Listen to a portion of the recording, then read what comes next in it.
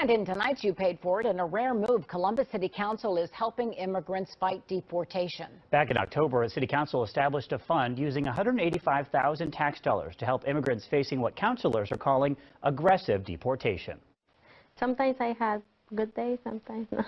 For 5 months, Edith Espinal has taken refuge in this Columbus church, waiting in sanctuary to find out if she'll be able to stay in America with her family or be forced to leave. Missing my kids, missing my house, some miss my life outside. She's lived and worked in the U.S. for decades, has American teenage children, and no criminal record. That's the type of immigrant City Council member Elizabeth Brown is trying to help. Here in Columbus, 1 in 10 of our residents are born outside this country. Brown is behind the Columbus Families Together Fund, a first-of-its-kind legal defense fund for Columbus immigrants facing what she calls aggressive deportation.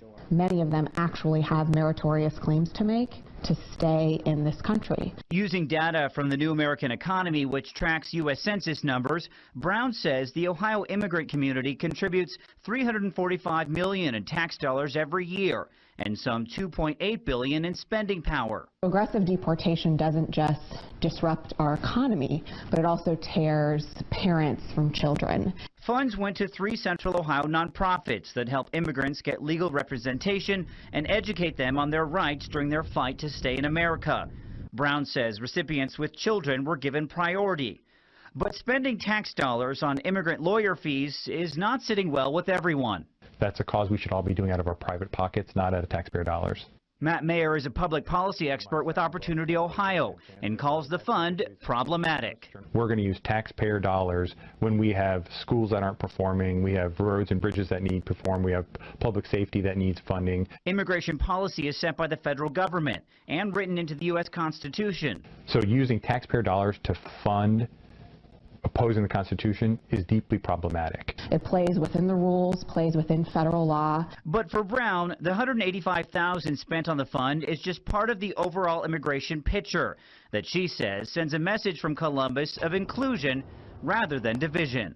There's no such thing as, immigrant Columbus and non-immigrant Columbus. We're all in this together. As for Edith Espinal, Sorry. she's applied for her asylum case to be reopened and has high hopes to return home soon and watch her youngest daughter graduate high school. But until a decision is made, we'll continue to wait in sanctuary. I don't know when, but I want to go back and stay with my family.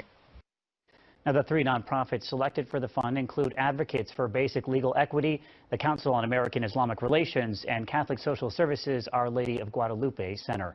To learn more about the Legal Defense Fund that helps immigrants, head to our website, NBC4i.com.